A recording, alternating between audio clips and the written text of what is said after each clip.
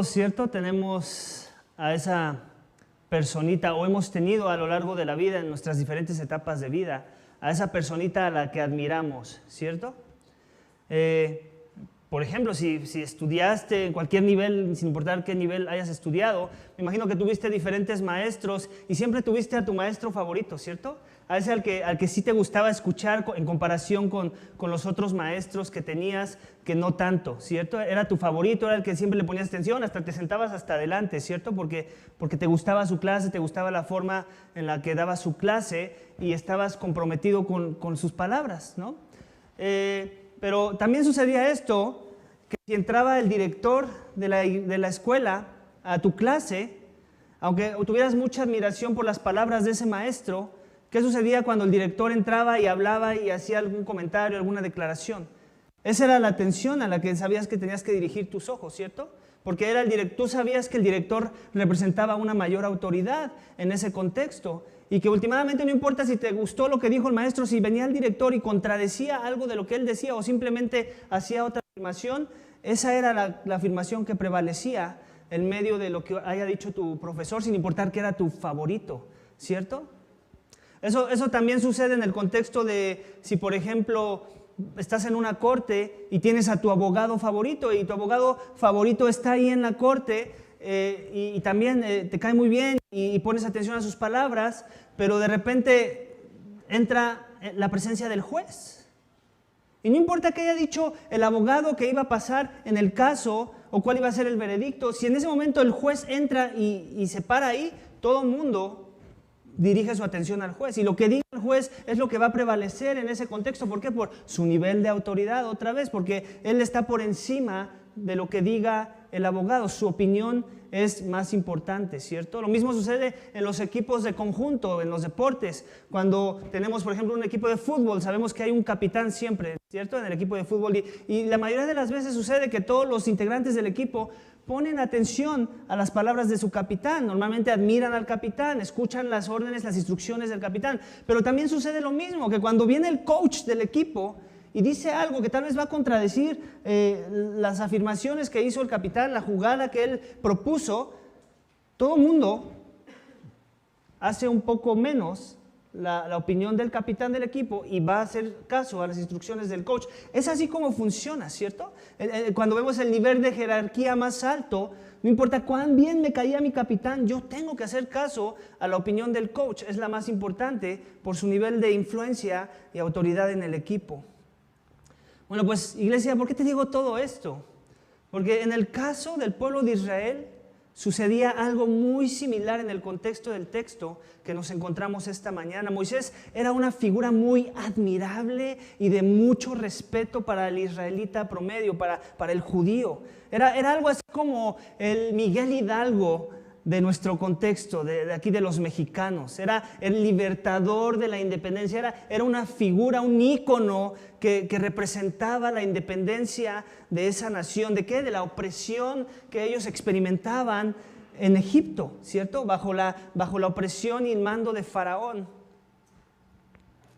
Él era el que había sido usado para rescatar a los ancestros de los israelitas del tiempo de Jesús y que los llevó a ser un pueblo soberano e independiente. Fue quien les entregó la ley de Dios.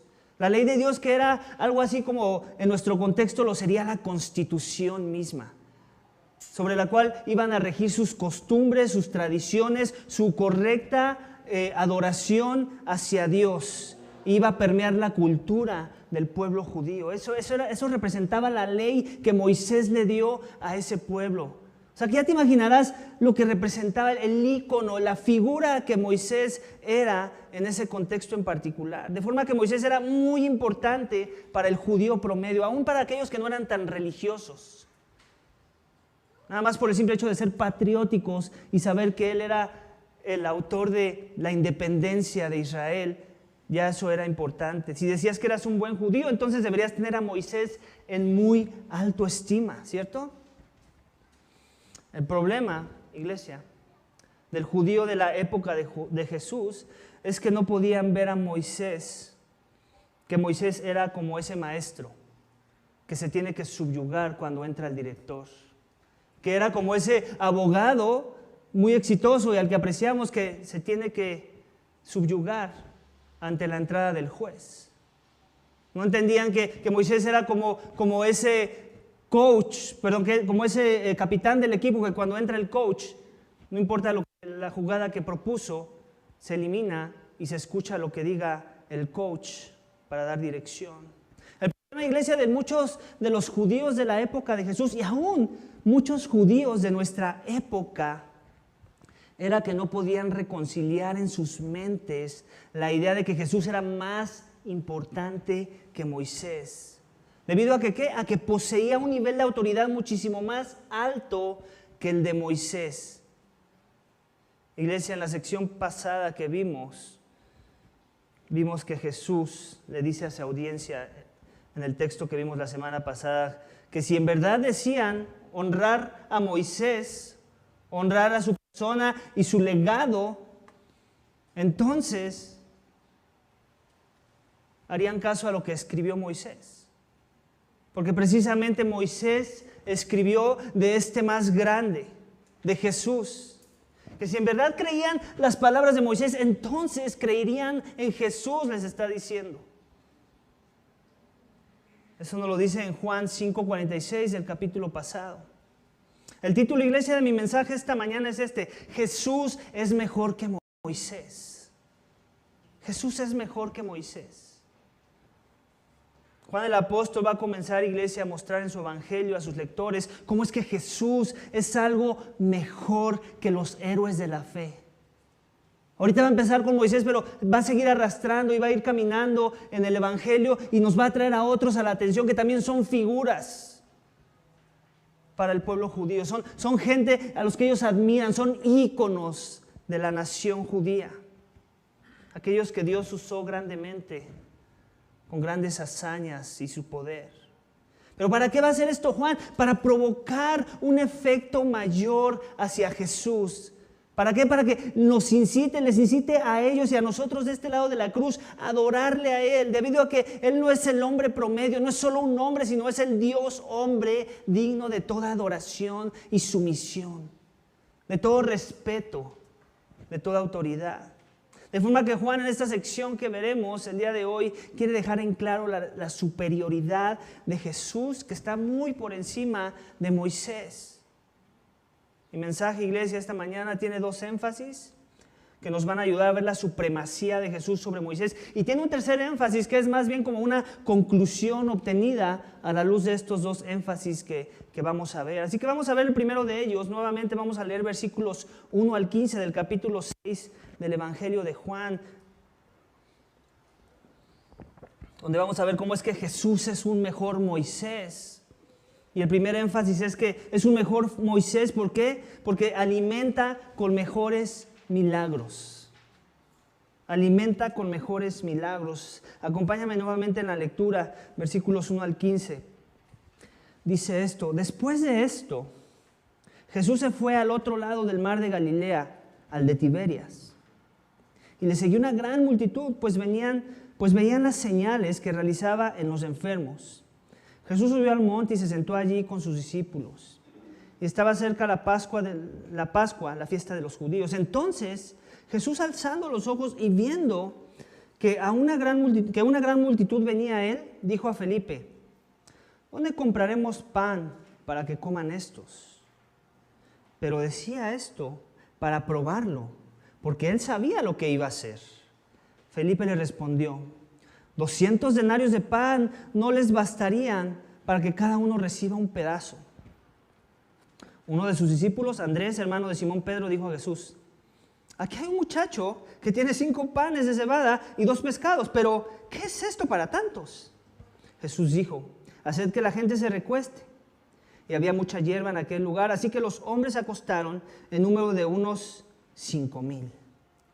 Entonces Jesús tomó los panes y, habiendo dado gracias, los repartió a los que estaban recostados, y lo mismo hizo con los pescados, dándoles todo lo que querían. Cuando se saciaron, dijo a sus discípulos: recoged los pedazos que sobran, para que no se pierda nada. Los recogieron pues y llenaron 12 cestas con los pedazos de los 5 panes de cebada que sobraron a los que habían comido.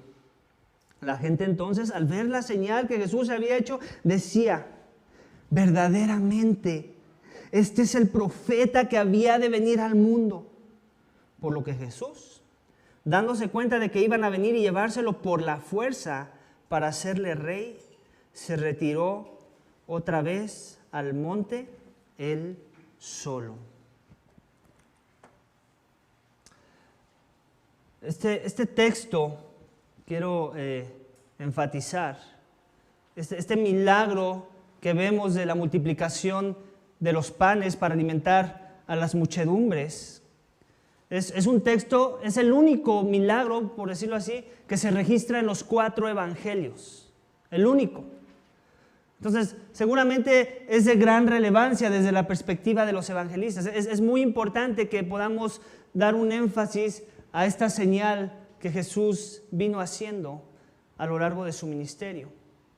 Ya que denota o transmite algo mejor y más relevante de lo que Dios ya ha venido haciendo a lo largo de los siglos para manifestar su presencia.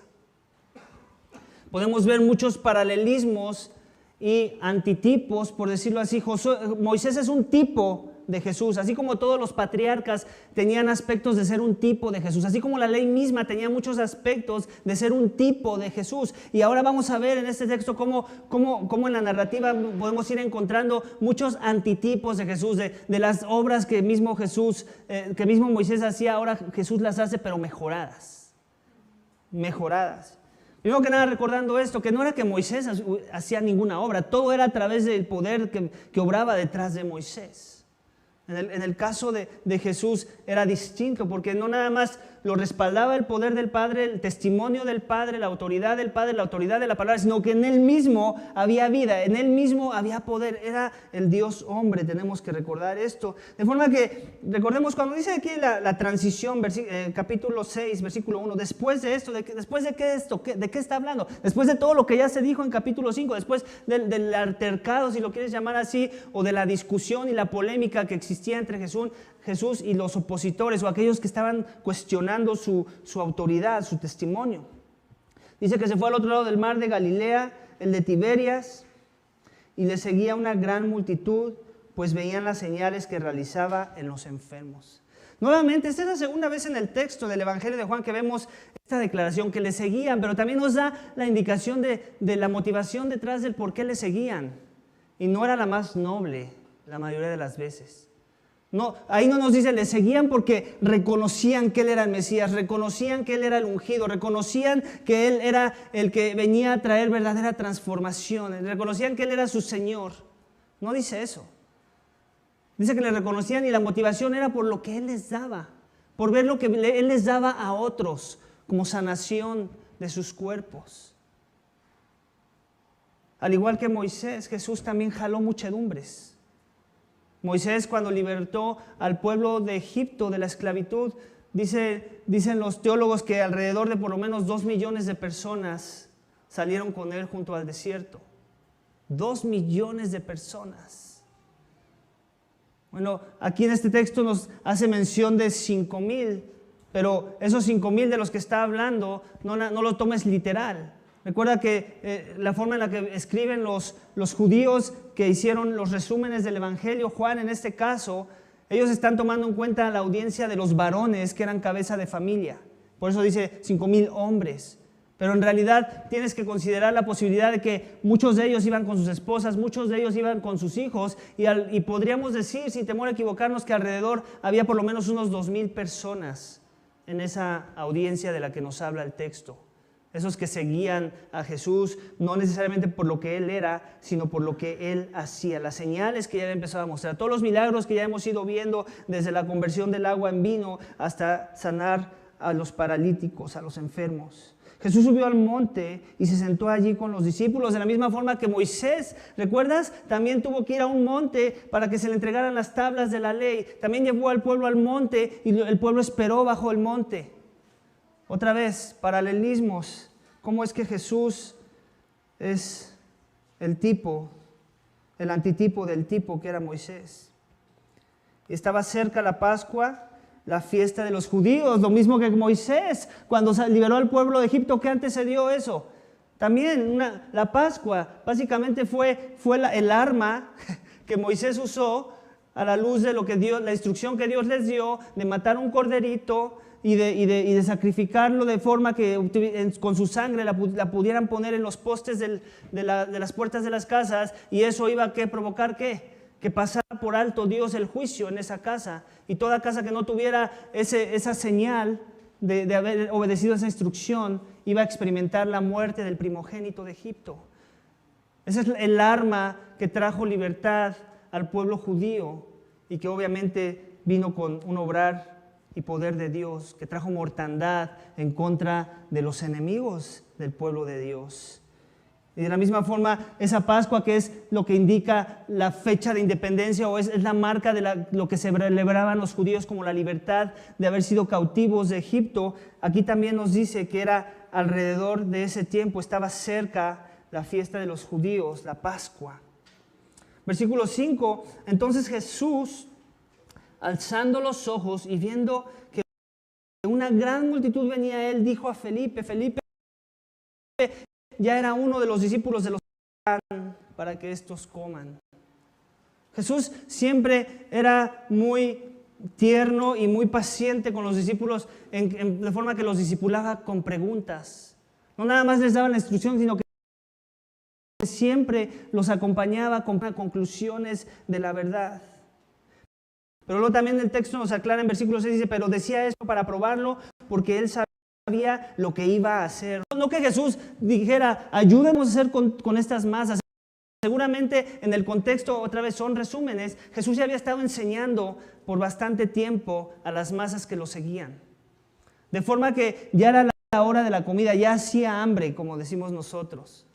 Había que hacer algo para mostrar no solamente compasión en alimentarlos espiritualmente, sino también alimentar sus cuerpos. De aquellos que lo seguían, no necesariamente porque entendían quién era Jesús. De forma que hizo esto para probar a Felipe, pero también podemos considerar que lo hizo para probar a todos los demás. Aquí Juan es muy enfático en traer la atención a Felipe. En los otros evangelios menciona a probar a los discípulos. De forma que seguramente lo dijo a uno, pero los demás escucharon. Y dice, Felipe respondió, 200 denarios de pan no les bastarán para que cada uno reciba un pedazo. Obviamente, ¿qué está sucediendo aquí? Como ha venido sucediendo a lo largo de la narrativa de Juan, los discípulos, al igual que los hombres que tienen un contacto con Jesús, como Nicodemo, están viendo todo a nivel horizontal. Están viendo todo a nivel humano, con fuerzas humanas. Están pensando, ok, el maestro ahora se le ocurrió alimentar a esta muchedumbre, ahora, ¿cuánto dinero necesitaremos para poder suplir esta requisición? Un denario era considerado en aquel entonces como un día de salario. Entonces está diciendo, ni 8 meses de salario serían suficientes para que ellos tengan un bocado, un trozo, dice ahí, un pedazo. De forma que, te imaginas, se necesitaba por lo menos, para que no tuvieran un pedazo, un año y medio de salario. En promedio, para alimentar todas esas masas. Ellos entendían que estaban en un problema, Jesús entendía que no era ningún problema, pero quería dejar grabado en los corazones de su audiencia original la manifestación del poder que él estaba a punto de hacer. ¿Con qué fin? Con el fin no solamente de maravillarlos, sino de traer convicciones fuertes de quién es Él, de su persona, de ver que Él era un mejor Moisés. Uno de sus discípulos, aquí transiciona a otro discípulo, Andrés, hermano de Simón Pedro, dijo a Jesús, aquí hay un muchacho que tiene 5 panes de cebada y 2 pescados, pero ¿qué es esto para tantos? Yo no sé si es difícil saber, se me ocurre pensar hasta que estaba bromeando, no sé. Así como que pues tenemos esto, Jesús. O no sé si en verdad se le había quedado grabado algo de lo que Jesús hizo con el vino y el agua convertida en vino, y pensó en la posibilidad de que igual esta es otra de esas que Jesús va a multiplicar algo o convertir algo en algo más? No lo sé. No lo sé. ¿Había fe en Andrés o no? Lo más seguro es que no. Simplemente coincidió que estaba ahí el muchachito con su lunch, ¿cierto? 5 pedazos de panes, 2 pescados. Seguramente lo propuso de manera muy sin pensarlo, ¿no? Este texto cuando lo leía me recordaba una vez también yo comiendo con mis hijos, terminamos la comida y había una rebanada de pie o de pastel, no me acuerdo, solo había una.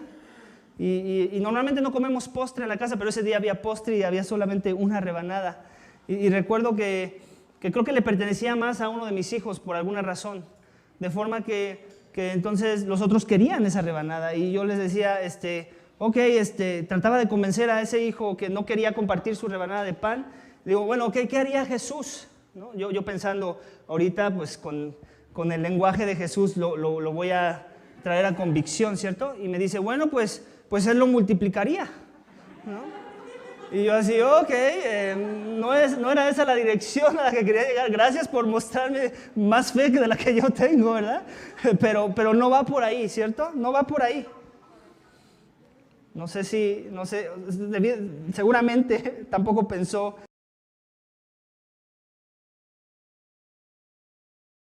Tomó en cuenta.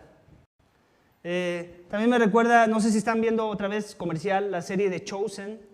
Este director de la serie de Chosen, también su testimonio él usa esto como parte de su testimonio, este texto en donde él dice, pues yo pensaba que mi carrera como director iba para pique porque había hecho una película que había tenido un poco de éxito, pero después todo se vino abajo y ya no sabía qué hacer. Yo le oraba a Dios, ¿qué puedo hacer? Y entonces dice, yo le decía a Dios, pues tenemos esto, hizo un pequeño cortometraje, ¿no?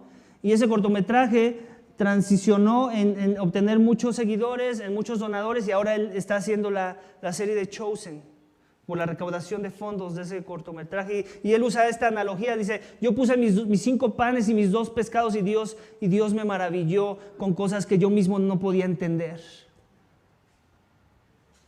Y esa serie ahora se patrocina por sí sola, a causa de los donadores que la ven y les gusta, porque todo lo que he visto ahí hasta el momento es bíblico. Así que les animo a verla. Pero la idea básicamente es esta, que nosotros venimos así como Andrés, ¿no? Ni siquiera fue Andrés mismo, le quitó el lunch al muchacho espero haya sido su amigo, pero venimos con nuestros 5 panes y 2 pedazos de pescado, porque entendemos que solamente Dios puede hacer lo que nosotros no podemos hacer. Y así muchas de las veces, pero algo se demanda de nosotros. Muchas de las veces, y muchas veces ni siquiera eso queremos dar. Esos 2 panes, esos 2 pescados, esos 5 panes. Jesús aprovechó el momento, al igual que lo hizo cuando le pidió el agua a la mujer samaritana que estaba parada en el pozo, hacer que la gente se recueste, y había mucha hierba en aquel lugar, así que los hombres se recostaron en número de unos 5,000, otros evangelios dicen que se sentaron, creo que es Mateo, de 50 y de 100, grupos de 50 y de 100. Entonces, versículo 11, Jesús tomó los panes, y habiendo dado gracias, los repartió a los que estaban recostados, y lo mismo hizo con los pescados, dándoles todo lo que querían. ¿Qué hizo Moisés en el desierto? ¿Cómo iba a poder un simple hombre alimentar a 2 millones de personas en un lugar en donde no crecía nada, donde no había agua? Se necesitaba intervención sobrenatural, ¿cierto? Se necesitaba un milagro, y eso fue lo que sucedió. Dios nos alimentaba con un milagro, donde vemos en el Antiguo Testamento que había algo que se llamaba maná y que caía del cielo, de forma que ellos podían levantarse cada mañana, tomar la porción para ese día y no más, porque si tomaban de más se echaba a perder. de forma que debían demostrar confianza en Dios, en que Dios proveería para el siguiente día. Se les demandaba eso, Dios quería enseñarles eso. Bueno, pues Jesús no tuvo que esperar al siguiente día. Jesús no tuvo que esperar a que algo cayera del cielo. Él simplemente actuó, demostrando que Él era un mejor Moisés. Que Él simple y sencillamente con tomar esos panes, esos pescados y orar, su oración, con su influencia y con su poder, iba a multiplicar. Dio gracias a su Padre por los alimentos, enseñándonos que es bueno dar gracias, ¿cierto? Por todo, incluyendo la comida. Pero hizo algo más que dar gracias. Trajo bendición a las masas. De forma que todos se saciaron, dice ahí. No nada más comieron un pedazo, no nada más se comieron un bolillo entero, no nada más les tocó a cada uno un pedazo o un pescado entero. Se saciaron, dice ahí. Que no quede duda, dice Juan, que ahí todo el mundo se sació. Esas 2,000 almas, por lo menos. Dándoles todo lo que querían. Cuando se saciaron, dijo a sus discípulos, esto me llama la atención, recoged los pedazos que sobran para que no se pierda nada. Por un lado, creo que lo que significa, o la razón por la que Jesús hizo eso, porque uno pensaría, ¿por qué quiere que se recojan? ¿No? O sea, no creo que era para después tener un guardadito, ¿no? Para el día de mañana o para la noche. Yo creo que quería dejar otra vez marcado algo en los corazones, en las mentes de sus seguidores, que recordaran. ¿Recuerdas que hasta nos dijo que lo metiéramos en cestas? ¿Y recuerdas que lo que sobró era más de con lo que inicialmente comenzamos? Que se maravillaran, que no les quedara la menor duda de que eso no fue una ilusión. Que en verdad Él había obrado con poder, con más poder que el que Moisés pudo haber obrado en su contexto. De forma que los recogieron y llenaron 12 cestas con los pedazos de los 5 panes de cebada que sobraron y a los que habían comido. Jesús es muy intencional cuando Él hace las cosas. Quiere dejar grabado en nuestros corazones la esencia de los principios que Él quiere traer a nuestra atención. Para que no solamente le admiremos, sino que le adoremos. Amén. Y aquí viene la parte que suena muy bien, pero en realidad son malas noticias. Dice, la gente entonces, al ver la señal que Jesús había hecho, decía, verdaderamente este es el profeta que había de venir al mundo. Por lo que Jesús, dándose cuenta de que iban a venir a llevárselo por la fuerza para hacerle rey, se retiró otra vez al monte él solo. Otra vez, cuando buscamos las cosas que nos da Jesús y no a Jesús, vamos a terminar malinterpretando las cosas que Jesús hace. Israel veía al ícono Moisés y seguramente comenzaron a hacer el paralelismo que nosotros estamos haciendo ahorita con el texto. Mira este que habla con autoridad. Mira este que está siendo recomendado por Juan el Bautista, que nosotros consideramos un profeta. Mira este que ha venido haciendo estos milagros. Mira este que multiplicó la comida de forma insólita, de forma única, de forma que no el hombre promedio podría hacer. Y entonces el versículo 14 hace alusión a un comentario que ellos hacen. Y es, la gente entonces al ver la señal, podemos estar hablando de esa señal en particular, singular, pero también las señales por las cuales ya también lo venían siguiendo, y esta simplemente puso la cereza en el pastel, que Jesús había hecho, decían, verdaderamente es el profeta que había de venir al mundo. Esta es una declaración de una cita que ellos están recordando del libro de Deuteronomio, capítulo 18, versículo 15, donde dice esto. Moisés hablando, un profeta de en medio de ti, Dios hablando a través de su siervo Moisés, un profeta de en medio de ti, de tus hermanos como yo, te levantará el Señor tu Dios, a Él oirás. Esa era una promesa, era algo que los judíos de la época estaban anticipando año con año, con la esperanza de que cuándo va a ser el día que el Mesías prometido, ese profeta del que habló Moisés, se nos va a revelar a nosotros. Bueno, pues ese era Jesús. No estaban equivocados en que Jesús era ese mejor libertador. Hasta cierto punto no los culpo, aunque no justifico que quisieran obrar así forzando las cosas. Pero imagínense bien, es un pueblo que tenía al ícono Moisés y que obró grandes maravillas, grandes milagros. ¿Para qué? Para derrocar la opresión egipcia, ¿cierto? Entonces, en la cosmovisión judía ven a un mejor Moisés, alguien que hace obras más grandes que las de Moisés, a un pueblo que está siendo de la misma manera oprimido ya no por los egipcios, sino por los romanos. Entonces, lo ven obrar y lo identifican como el profeta prometido. ¿Y cuál sería la dirección de pensar en automático? Este es el verdadero guerrero. Este sí, como Moisés, va a traer no nada más plagas, sino va a traer la espada. ¿Para qué? Para liberarnos de la opresión romana. Pensaron que iba a ser por la fuerza, vamos. Que iba a ser como en la forma de los hombres, esa libertad. Los judíos, iglesia, no entendían que Jesús era mejor que Moisés y también sus formas eran totalmente distintas a las de Moisés. Él no nada más venía a ofrecer un tipo de libertad de un opresor meramente terrenal y humano. Él venía a ofrecer libertad del enemigo más grande que existe en el corazón humano. Del pecado que nos esclaviza y nos incita a adorar a los ídolos del corazón, y de la muerte misma que es consecuencia de nuestro pecado. De forma que ellos no entendían eso, y así sucede muchas de las veces hoy en día. Muchas personas ven a Jesús, ven la majestad de Jesús, ven los grandes milagros, lo leemos en la palabra y queremos hacer Jesús rey de nuestras vidas, y eso no suena muy mal, pero en nuestros términos, a la fuerza.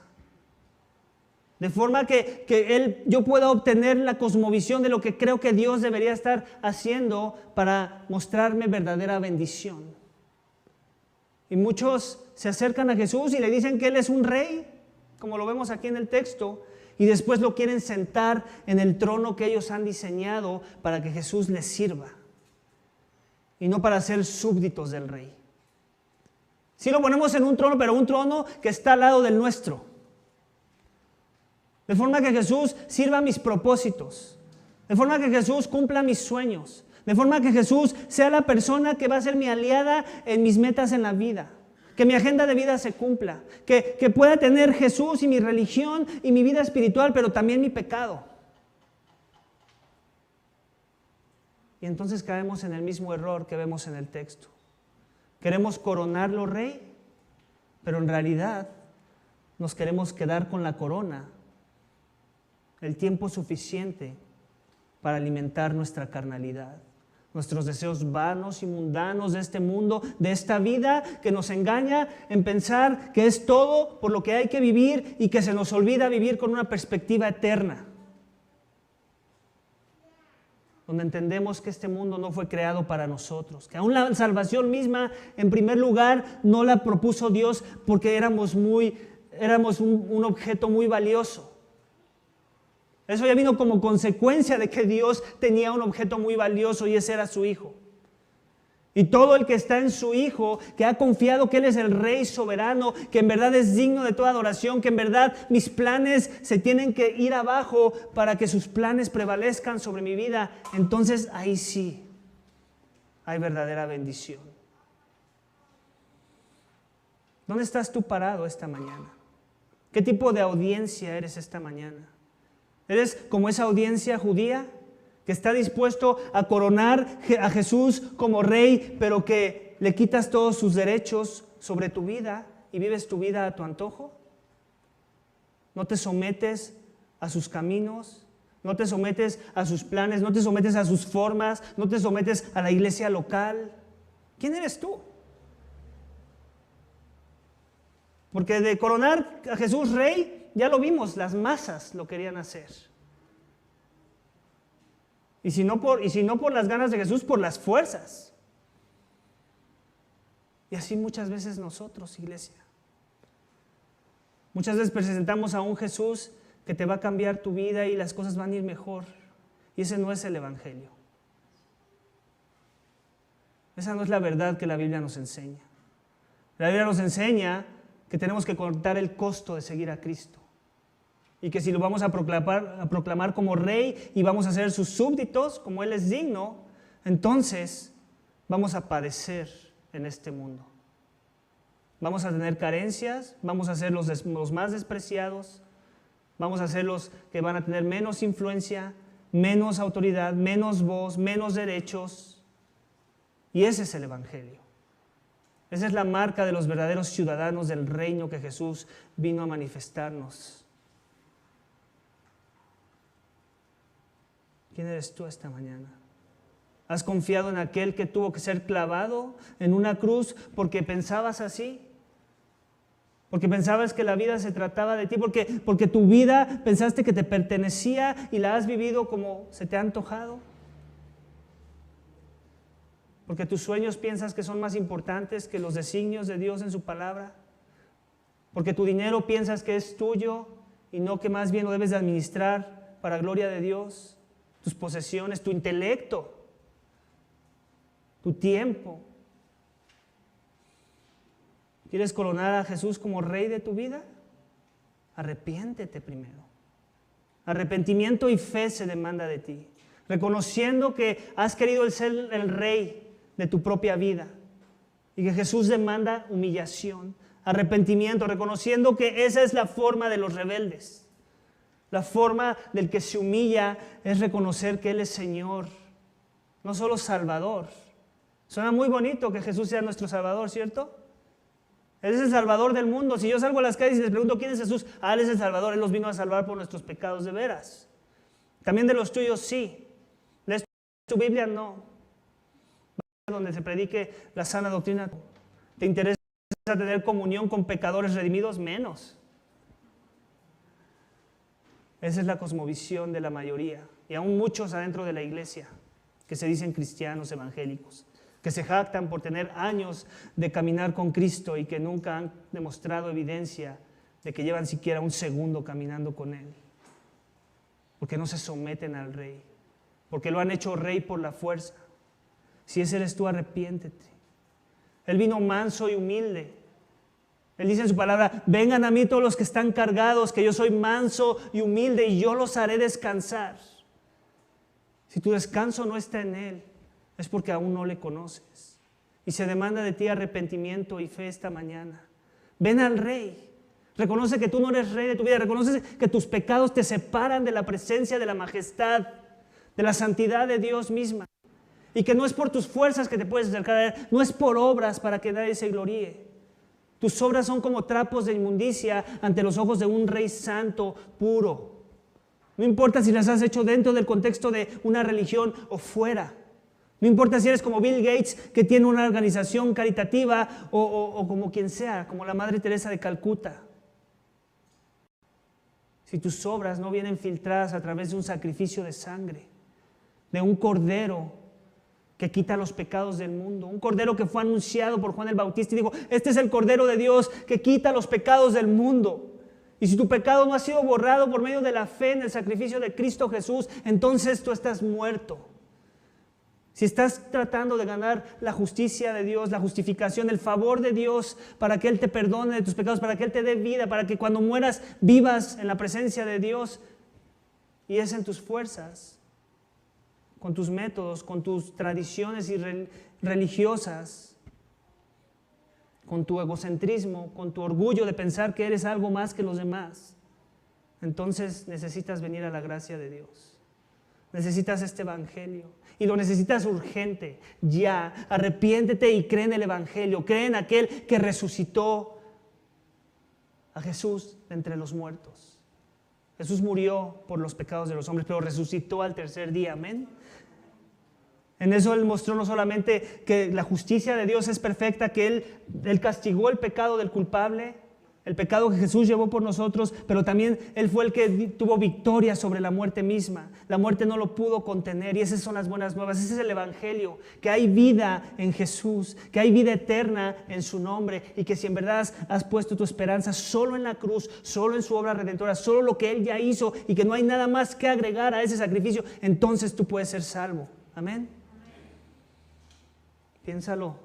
Y piénsalo ya, si aún no le conoces. De este lado de la pantalla que me escuchas, si aún no le conoces, piénsalo ya. La vida en verdad es como un vapor.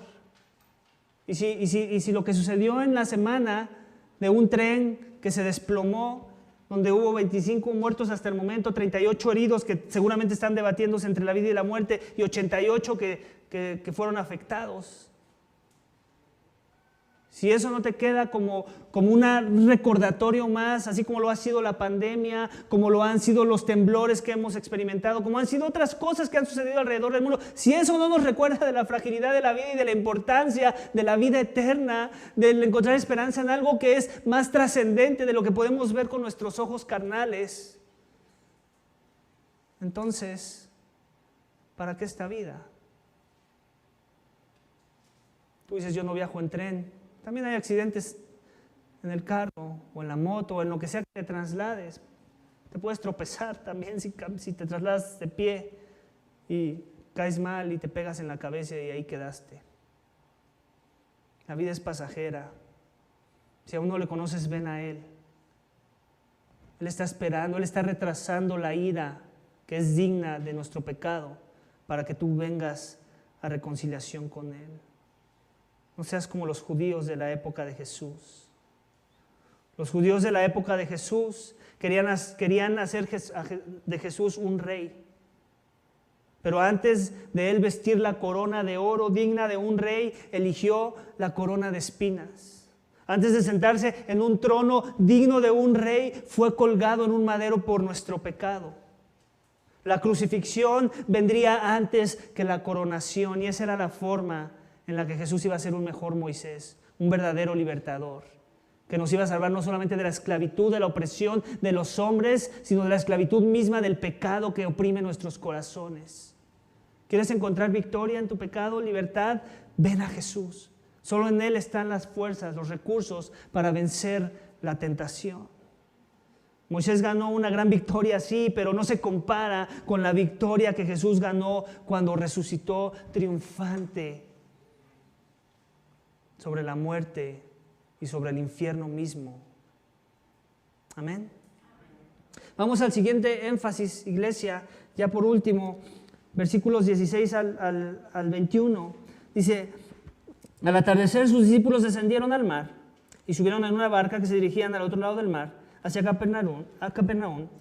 Ya había oscurecido y Jesús todavía no había venido a ellos. Y el mar estaba agitado porque soplaba un fuerte viento. Cuando habían remado unos 25 o 30 estadios, vinieron a Jesús caminando sobre el mar y acercándose a la barca y se asustaron. Pero Él les dijo, soy yo, no temáis. Entonces ellos querían recibirle en la barca e inmediatamente la barca llegó a la tierra a donde iban.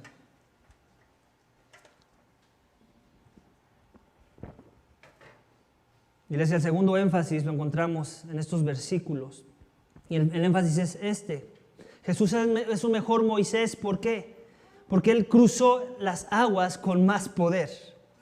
Si recuerdas también en la historia de Israel y cómo vinieron de captividad en Egipto y cómo fueron liberados, Moisés fue usado por medio del poder de Dios para partir el mar. Dice que los vientos partieron el mar de forma que se veían como paredes. ¿Para qué? Para que los ejércitos de Faraón no pudieran alcanzarlos, para que ellos pudieran cruzar ese mar que se convirtió como en una muralla que si no se las quitaban, entonces iban a ser ejecutados. Pudieron pasar por aguas secas, por tierra seca, de forma que el milagro que Dios provocó a través de Moisés los salvó y les trajo libertad. Y después esas mismas aguas aplastaron a los ejércitos de Faraón.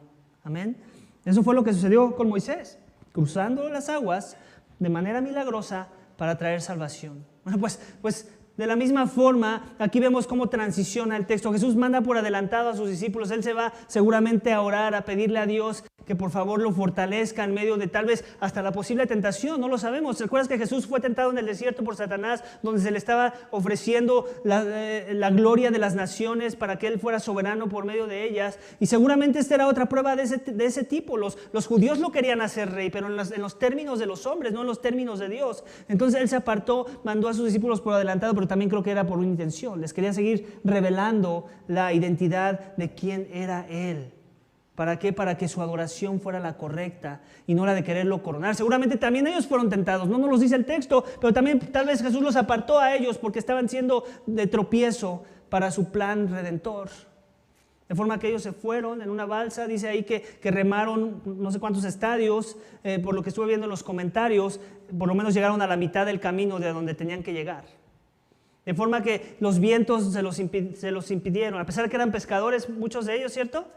Eso no fue suficiente para llegar al otro lado, su experiencia de navegación. De forma que seguramente los vientos y todo imposibilitó su llegada, de forma que necesitaban una ayuda. Necesitaban algo que estaba fuera de ellos para poder llegar a su destino. Y ese algo era Jesús. Ellos mismos en sus fuerzas, de la misma forma que los israelitas por sus fuerzas no podían liberarse del ejército de Faraón. Pero Jesús llegó. En otros evangelios nos dice que cuando Jesús llegó y llegó caminando sobre el agua, ¿qué tiene que pasar para que alguien camine sobre el agua? Tienes que revertir las leyes de cómo funcionan las cosas en esta vida, la física misma. Solamente uno que es Dios puede hacer eso. Solo uno que puede revertir lo que Él mismo por diseño propuso puede hacer esto, y ese era Jesús. ¿Qué les quería mostrar Jesús con eso? Alguien que puede caminar por el agua. La superioridad, la majestad. Cómo Él era un mejor Moisés. Y las aguas le obedecían a Él.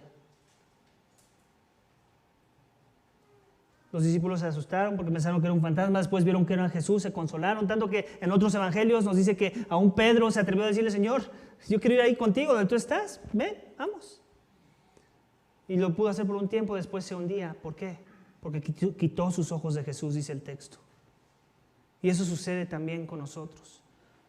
Puede ser que por un tiempo lo proclamemos rey y estemos dispuestos a someternos a su señorío, pero después el mundo nos atrae. El miedo nos atrae y empezamos a quitar los ojos de Jesús. ¿Y qué sucede? Que nuestra fe empieza a menguar, nos empezamos a hundir y empezamos a enfriarnos de las cosas que son espirituales. Y Jesús tiene que venir a rescatarnos nuevamente. Y la salvación es eso. Ayer estábamos viendo con los hombres que el tema del arrepentimiento en un estudio que se llama En Busca de Dios, y muchas mujeres ya lo llevaron. Y algo que aprendimos en ese libro es algo que la Biblia enseña, que el arrepentimiento es continuo. No es que me arrepentí una vez en el pasado y ahora ya no me arrepiento porque ya llevo 20 años de ser cristiano, ahora soy muy bueno. Todos los días eres muy malo, quiero que sepas. No importa cuántos años llevas en el cristianismo. Y todos los días necesitas seguirte arrepintiendo de tu pecado y necesitas que Jesús te extienda su mano, porque todo el tiempo estamos desviando nuestra vista de Él, para que Él nos meta a la barca, a una zona segura, así como lo hizo con los panes. No dejó que ninguno se perdiera. Jesús no va a dejar que ninguno de sus hijos se pierda. Más adelante lo vamos a ver en el texto, en capítulo 10 de Juan. Todos los que el Padre le ha dado, ninguno se puede perder. Porque Jesús es un mejor Moisés. Moisés perdió a muchos en el desierto, pero no Jesús. Ese no es mi Jesús. Ese no es tu Jesús. Y esa confianza tenemos en Él. El que cruza las aguas con más poder. Amén.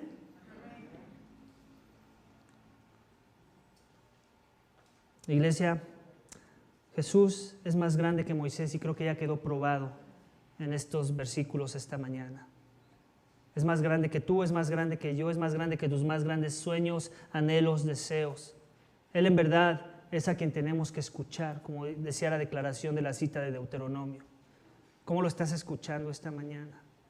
¿En verdad has sometido tu vida al Rey o vives con un pequeño palacio que tú te has construido con tus planes mundanos, literalmente horizontales y no verticales, centrados en la gloria de Jesús? La esperanza es que esta mañana el texto te ayude a reenfocar tus ojos a un mejor reino, al reino del que en verdad es Rey y que ya lo demostró muriendo por nuestros pecados y resucitando en gloria. Amén. Vamos a orar, iglesia, para que Dios nos dé esa gracia. Padre, te damos gracias por tu palabra. Gracias porque, Señor, nos llenas con ella, Señor. Gracias porque nos muestras, Señor, en ella la supremacía de Jesús. Cómo Jesús no es una figura de ciencia ficción nada más. No nada más es alguien que es digno de admirar, Señor, sino que es Dios mismo en la carne. Sino que es el soberano al que toda rodilla se tiene que doblar, Señor. Padre, yo te ruego que si hay rodillas a medio doblar aquí, Señor, que tal vez confiesan a Jesús, pero que no se nota que en verdad están en sumisión a su persona, a su señorío, Señor, a la esencia de lo que Él es, a sus mandamientos, Señor, a su plan redentor, Señor, a sus juicios, a su voluntad. Padre, que tú termines de hacer ese quebrantamiento de rodillas, Señor, para que vivamos humillados ante el Rey, reconociendo que Él es mejor que nosotros, que sus planes son más sublimes y mejores, Señor, que sus propósitos son en verdad propósitos eternos y no meramente planes horizontales, Señor. Perdónanos las veces que hemos actuado de forma que lo hemos quitado de su trono, aún confesando que Él es el Rey, Señor. Cuando lo hemos querido hacer Rey, pero a nuestra fuerza, Señor, y en nuestros términos, Señor. Perdónanos. Ayuda a tu audiencia, a los hijos tuyos primeramente, Señor, a que por favor rindamos todas nuestras ideas a la mente de Jesús, Señor, y que sea Cristo el centro del por qué somos algo, del por qué hacemos algo, del por qué vivimos esta vida y lo que nos queda en esta vida en la tierra, Señor. Padre, yo te ruego para que aquel que no te conoce, que aquel que aún vive en tinieblas, que aquel que no se ha acercado a la luz, aquel que no ha encontrado el amor eterno en la persona de tu Hijo, en el Evangelio de tu Hijo amado, Padre, quebrántalo. Que aquel que ha vivido una vida para sí mismo, enfocándose en su propia gloria y coronándose a sí mismo, viviendo en sus términos, Señor, quebrántalo y muéstrale que hay algo mejor, algo que en verdad permanece, algo que trae verdadera satisfacción, y ese es tu Hijo. Y que sea tu Hijo su más grande deleite. Ayúdanos, Señor, danos gracia, te necesitamos. Danos más de tu Espíritu, Señor. Danos una visión más grande de quién es Jesús, en contraste con quiénes somos nosotros, para que no lo pensemos dos veces y vivamos ante su presencia. Te lo pedimos y te damos gracias en el nombre de Cristo Jesús. Amén.